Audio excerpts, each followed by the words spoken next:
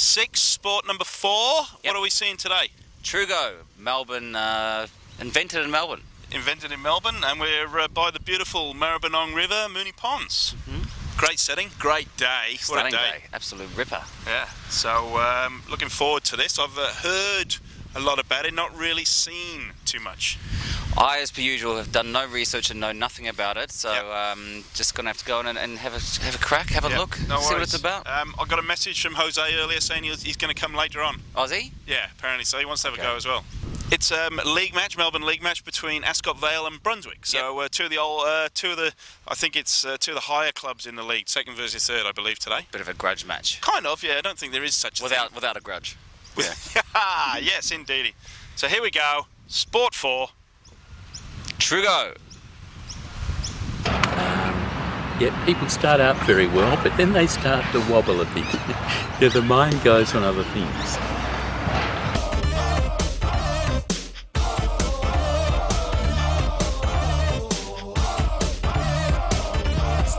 Hammer time. Hit me with your best shot. Why don't you hit me with your best shot? Hit me with your best shot. Fire away. I'm not content to be number one, but the best there's ever been. And now it's time for me to come up with the goods. So I'm swinging like Tiger Woods. You know it's time for the hammer to fall. Just got time to say your prayer while you're waiting for the hammer to fall. Hey! Hammer and toe.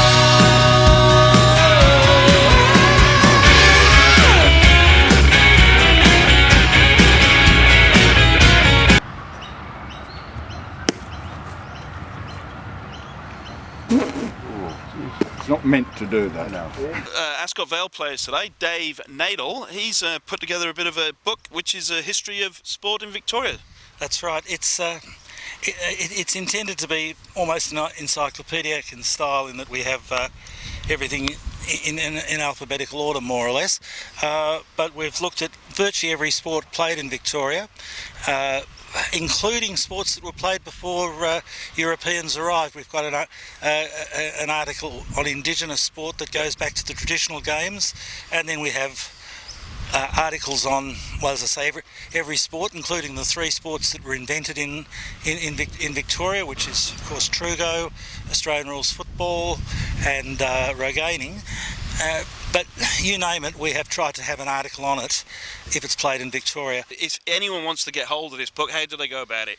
Well, it is in bookshops, but you might also try contacting Ryan Publications, who are the publishers. Yeah, very good coffee table book there. It's I think it should be in every Victorian home.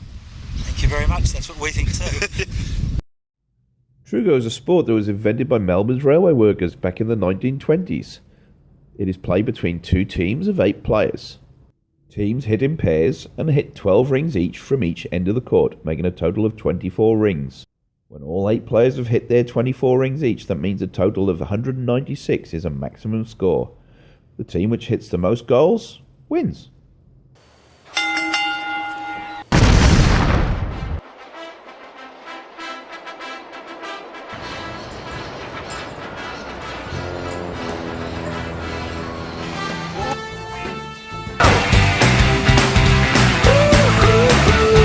Let's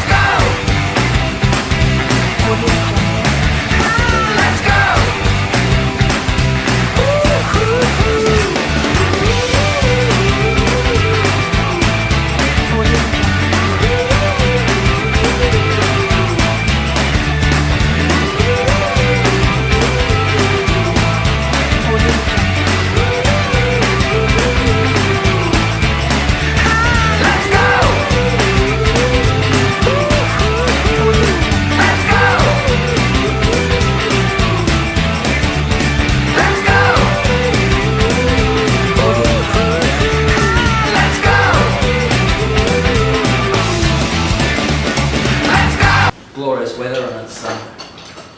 great day for a game of Trugo. It was pretty tense right up until the end, and we were lucky enough to have a couple of our second half players get put forwards in the last hits, which got us over the line. With that, I'd like to ask Ascot Vale to give 3 cheers for Brunswick. Hip hip! Hooray! Hip hip! Hooray! Hip hip! Hooray! Back to the summer. Can't get back to the summer. Back to the summer. Can't get back to the summer. Back to the summer. What were your thoughts about Trugo?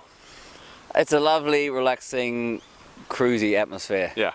Especially on a day like this. Yeah. You know, sit in the garden, listen to our senior citizens have some interesting things to say. They're quite passionate about it, aren't they? Yeah, lovely guys, all, lots of stories. And it's kind of, they've all got the same kind of desire to keep the sport alive, which is the main thing. And in good spirit. I was straight away encouraging sort of sledging and stuff like that. They weren't interested. And I was like, oh, you have a few beers? I was, no, tea and cakes. Yeah, tea and cake. And what a spread. Oh, beautiful. What a spread. I haven't seen triangular little sammies like that for quite some time. Yeah, Loved it. since a bit of cricket tea. I did enjoy it. The weather's fantastic. It was very, like you say, very relaxed atmosphere, very welcoming as well. And I won the game, that's the main thing. And now, chance of death rating, what do we got? Oh yeah, you got to be serious about this, even though you know, you got to look outside what's really going on. But the chance of death rating is definitely sleepers in Seattle. There's 0 chance, even though there's mallets involved. Yeah, it would have to be someone become the god of Thor to hit you with a mallet. Yeah. And the beard rating was... Oh, well, I'm thinking lumberjack. I'm thinking lumberjack because out of the blokes, I think there was only really 2 that weren't facially enhanced. I'm with you on that. Yeah, so definitely lumberjacks. So that's way up there in the beard ratings. So that's fantastic. Yeah. Fantastic. So what's next on our travels, Rob? Well, as we said, archery, I believe it's a bit of horse racing, harness style. Harness racing, yeah. As I like to say in Australia, the red hots. We're off to the trots in Kilmore. Look forward to it. Let's do it. Join us next time.